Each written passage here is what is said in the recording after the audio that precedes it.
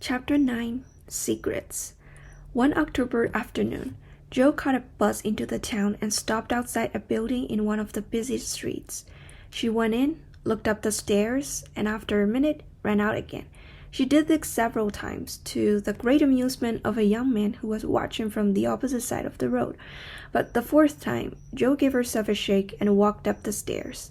The young man crossed the road and waited. It was Laurie. 10 minutes later, Jo came running out, but did not look pleased to see him. "What are you doing here?" she said. "I'm waiting to walk home with you," he said. "I have a secret to tell you, but first you must tell me yours." "You won't say anything at home, will you?" said Jo. "Not a word," promised Laurie. "I've left 2 of my stories with the newspaper man," said Jo, "but I'll have to wait until next week before I know if they will be printed." "Miss March, the famous American writer," said Laurie, throwing his hat into the air and catching it. Jo looked pleased. "Now what's your secret?" "You remember Meg lost a glove at the picnic," said Laurie. "Well, I know where it is." "Is that all?" said Jo, looking disappointed. "Wait until I tell you where it is," he said. "Tell me then," said Jo. Laurie whispered 3 words in Jo's ear. She stared at him, looking both surprised and displeased. "How do you know?" "I saw it." "Where?" asked Jo.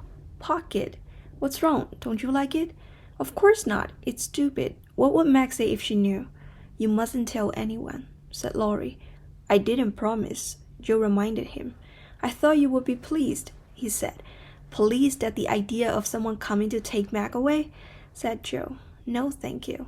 She ran off down the hill, but Laurie came after her and reached the bottom first. She came up behind him, her face red and her hair blowing in the wind. "That was fun," she said, forgetting her crossness in the enjoyment of a good run. At that moment, someone passed by, then stopped and looked back. It was Meg. "What are you doing here?" she said when she saw Jo. "You've been running, haven't you?" "Jo, when will you start to behave like a young lady?" "Don't make me grow up yet, Meg," said Jo, looking sad. "It's hard enough having you change so suddenly." Meg was growing into a woman, and Laurie's secret made Jo realize that Meg would leave home one day, perhaps soon. 2 Saturdays after Jo had gone secretly into town, Meg saw Laurie chasing Jo all over the garden before the 2 of them fell on the grass, laughing and waving a newspaper. "What can we do with that girl?" said Meg. "She never will behave like a young lady." Minutes later, Jo came in with the newspaper. She sat down and began to read it. "Are you reading anything interesting?" asked Meg. "Only a story," said Jo.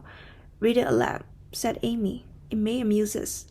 Jo began to read very fast, and the girls listened.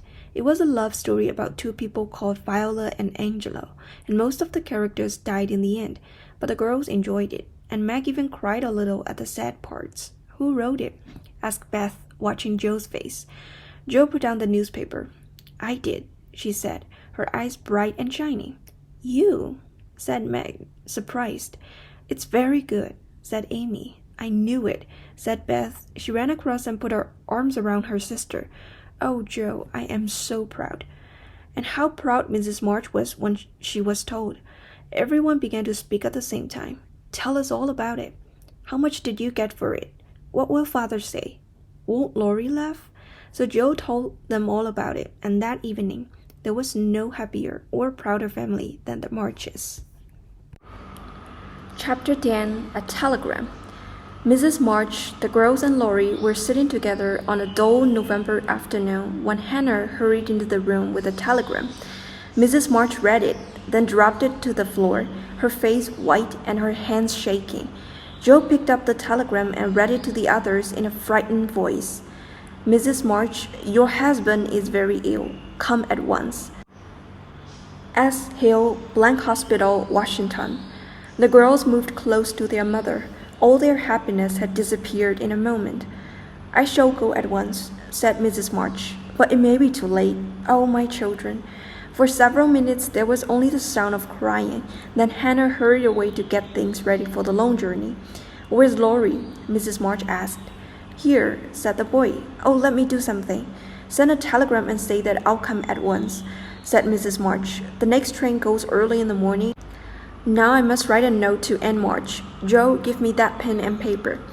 Joe knew that the money for the journey must be borrowed from Aunt March, and she too wanted to do something, anything, to help her father. Laurie went off to take the note to Aunt March and to send the telegram. Joe went to fetch some things from the shops, and Amy and Meg helped their mother to get ready. Father will need good food and wine to help him get better, and there won't be much at the hospital, said Mrs. March. Beth, go and ask Mr. Lawrence for a couple of bottles of wine. I'm not too proud to beg for Father. Mr. Lawrence came back with Beth. He offered to go with Mrs. March, but she wouldn't let the old gentleman make the long, tiring journey, although he could see that she would like to have somebody with her. He went away again, saying, I'll be back. Soon after, Meg saw Mr. Brooke by the door. I'm very sorry to hear your news, Miss March, he said gently. Mr. Lawrence and I think it will be a good idea if I travel with your mother. How kind you all are, said Meg. It will be so good to know that there is someone to take care of Mother. Thank you very much. She put out her hand and smiled gratefully up into his warm brown eyes. Laurie came back with a letter and money from Aunt March, but Joe did not return. It was late afternoon when she came walking in and gave her mother some money. That's to help make Father comfortable and to bring him home, she said. $25, said Mrs. March. My dear, where did you get it? Joe took off her hat. Your hair, your beautiful hair, cried Amy. All Joe's lovely, thick, long hair was cut short. Joe, how could you? Cried Meg. My dear girl, there was no need for this, said Mrs. March. She doesn't look like my Joe, but I love her dearly for doing it, said Beth, and began to cry. Don't cry, Beth, said Joe. I wanted to do something for Father, and selling my hair was the only thing I could think of doing. I'll soon have a curly head again, which will be short and easy to keep tidy. But later, when Amy and Beth were asleep and Meg was lying awake, she heard Joe crying. Are you crying about Father, Joe? She asked. No, not now. It's my hair, cried Joe. I'd do it again if I could, but I did love my hair, and the selfish bit of me is making me cry. Don't tell anyone. I'll be all right in the morning. During the days after their mother and Mr. Brooke went away, Meg and Joe went back to their jobs, and Beth and Amy helped Hannah to get the house tidy. Everyone tried very hard to be good and hardworking and helpful. News of their father came through, at first telling them he was dangerously ill, but then saying he was slowly getting better.